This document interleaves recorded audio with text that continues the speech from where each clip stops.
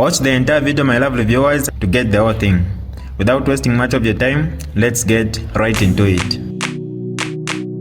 This is DJ Mutati exclusive.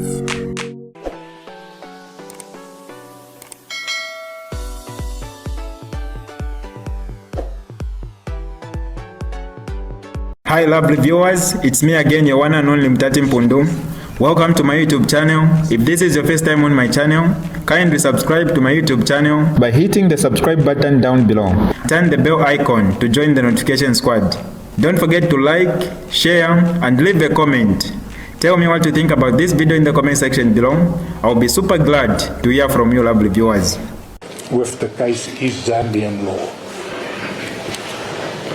On 3.5 of your heads, you correctly state that dealing with this issue, there are other factors to be considered, habitual residence, and the other aspect that you mentioned here is the place where the transaction takes place. Do you agree that this transaction took place in South Africa? Yes. And why should South African law? My lord, that's a complicated or a complex issue, because it may be that the law of Zambia would say, look, in an event such as this, you must look at the law of the contract, the place where the contract took place, the lex loci contractus. Yeah. And the principle, I did not refer to it in my head, so the principle is the principle of renvoi. But what we say is that the law that has the clearest and most real connection is the Zambian law. But yes, the court may decide to deal with the matter on the basis that the parties contracted in South Africa, the lex loci contractus should apply, and if you do that, then clearly the result would be South African law, and then the contentions that we have already made as far as breach is concerned will apply. Incidentally, the position in Zambian law is exactly the same as in South African law as far as the law of contract is concerned. In the heads I gave you a reference to an eminent writer on the law of contract.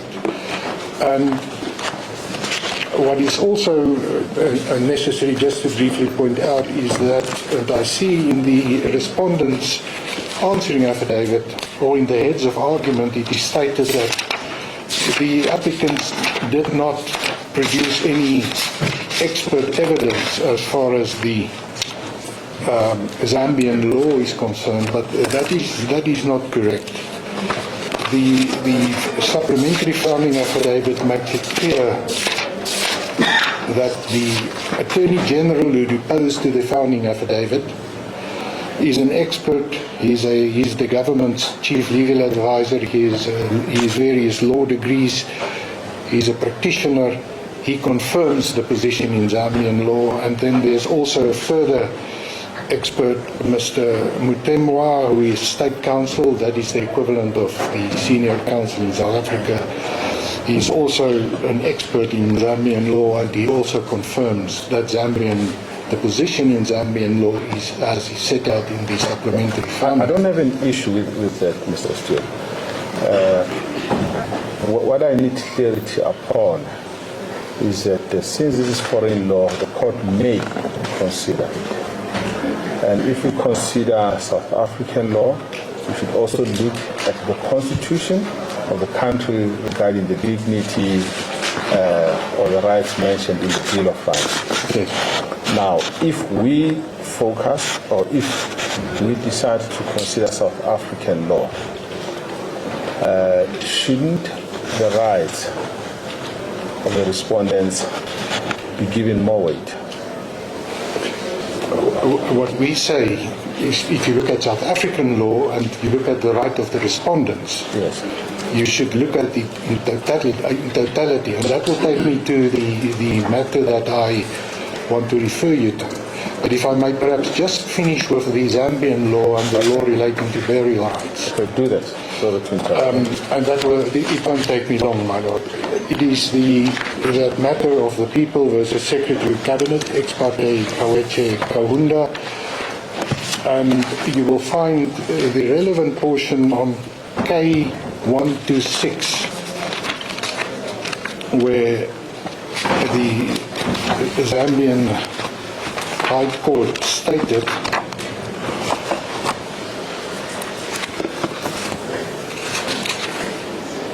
personally, I don't have an issue with it. The decision is clear, but the distinguishing factor is that in that case, President Kaunda was in Zambia. yes. And the distinguishing factor is that in this case is that the body is in South Africa. Indeed. But you can proceed with your Yes. submission. Apart from that distinction, the facts are almost on all fours. Because in this matter, the family wanted a private burial, not at Embassy Park. They wanted the court to respect what they also contended were the wishes of the late President Kahunda. And the court then found, firstly, there is no empirical evidence deduced in relation to the wish of the first president, that's President Kahunda. Now, I may pause in this matter. What we do have is that the president said, I want to be repatriated. So if you can just bear that in the back of your minds. Then a state funeral is, my firm understanding, is a public funeral ceremony observing strict rules of protocol held to honor the people of national significance. And then the important conclusion is bottom of the page. A state funeral must stand as such from beginning to end, and I do verily believe that even if I were to hold that it was a personal wish of the deceased, this in my view is one case which must demonstrate that public interest overrides personal interest. And is that not so because it's a president or a late president? That places a different stance on the matter, as far as I'm concerned. Indeed. And this is exactly what we have in front of the court today.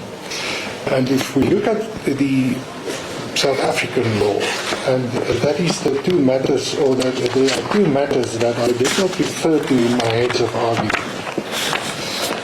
And these matters are, well, it's actually one matter. It's the matter of Sengadi versus Sambo. It is item number 13 in the bundle that we handed up, and that was also in case lines T104. Item number 13. Well, on the list of authorities, you have Gavama and Bete. It's T104 in the bundle that he handed out. No, on the index it's matter number 13, my lord. yes. It should be T104.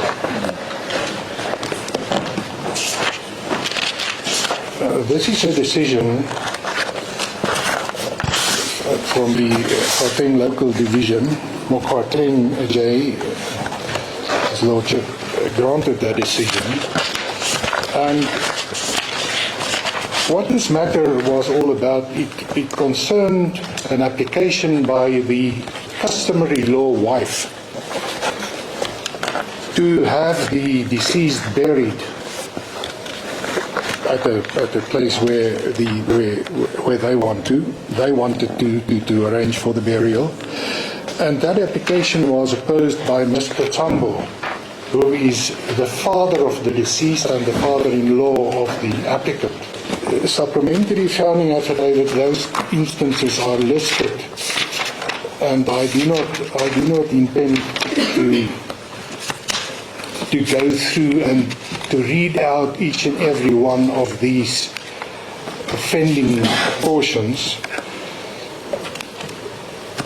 What I might just point out is to, by way of summary, it is in the heads of argument paragraph 6.6. The offending portions are dealt with in 6.6.1 up to 6.6.16. So those are all instances of what we say is nothing more than political grandstanding and attempts to vex, and these allegations fall to be struck out. They are scandalous in the sense used by the Constitutional Law. Mr. Stoop, I really am battling to find that there is any prejudice to the applicant.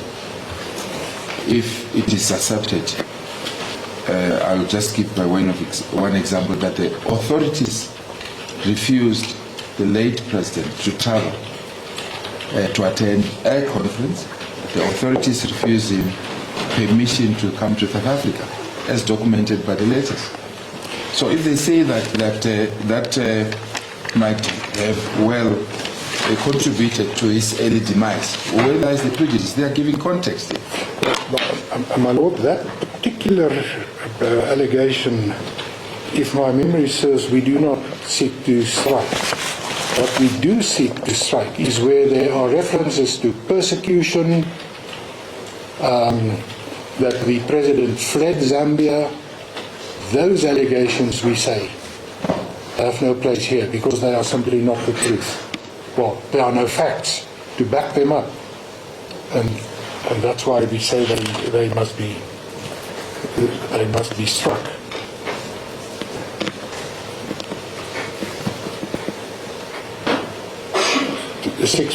Paragraph 3.8 of the answering affidavit. The words flagrant abuse of human rights. What human rights were abused? It's not particularized. Those instances that they say he was refused permission to go to a church on one instance. He was refused to leave the country because he did not provide medical records in another. Are these instances of flagrant human abuse? Clearly not. So what are these? And that's why we say we are prejudiced. Why should it offend the applicant if there is a suggestion that was compelled to seek financial support from family and friends against the background that his pension was withdrawn, pension benefit was withdrawn? What is offending about that? It is tied up with 3.13, my Lord. It says this pattern of targeting the family members of political opponents, and then it ends with that sentence. Perhaps I can just go there, because you need to read these in context, in the broader context. So what they say is that there was a concerted effort on the part of the applicant to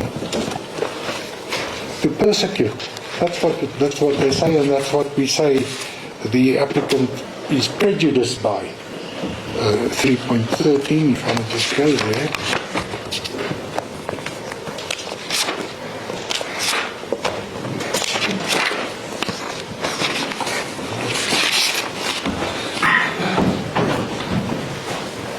Yes, this pattern of targeting the family members of political opponents constitutes a blatant abuse of power and a violation of both domestic and international legal standards. These are serious allegations made against the government of the Republic of Zambia, and there are simply no facts given in support of it.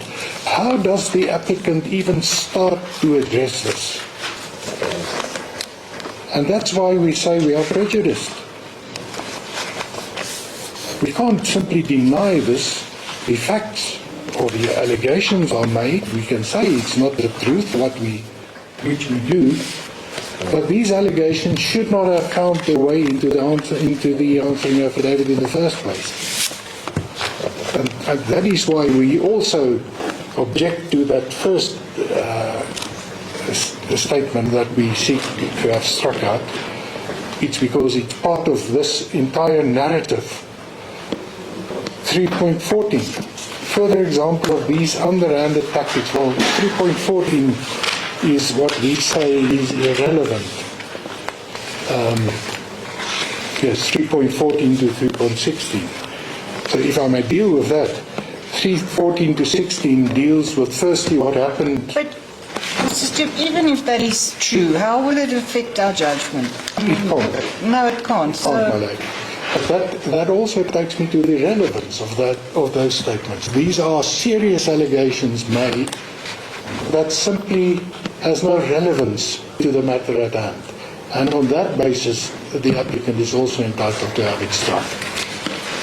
And the last item that I need to just quickly deal with is the impermissible hearsay, and that is an equally serious allegation that concerns the fact that because on the respondent's version, I paused to mention, I interrupted myself. What the respondent says is because you refused permission, you caused the early demise of the late president. And they state it here. I paused to mention that the treating physicians expressly indicated that had the late President Lungo been afforded the opportunity to consult with them during 2023 or at latest 2024, they would in all probability have been able to remove the tumor timeously, thereby avoiding any life-threatening consequences. Now this is again a very serious allegation. As my colleague has said, how will this affect the judgment? It will not affect the judgment. No, but so it's irrelevant, firstly, but secondly, this comes from the mouth of the treating physicians. It's not confirmed, and it's a serious allegation that is made that simply depends. So you are saying we should not attach any weight to those allegations? Can't attach any weight with it. Yes, we follow the argument. We say it should be struck. We are entitled to have it struck. It is irrelevant, it is impermissible hearsay, and we seek an order to that effect. Yes. My lords, my lady, that concludes the address. Costs? We seek costs, scale C, including cost of legal counsel. Striking out, the normal cost is a punitive order. We seek a punitive order if you strike. May it please you. Thank you. 15 minutes.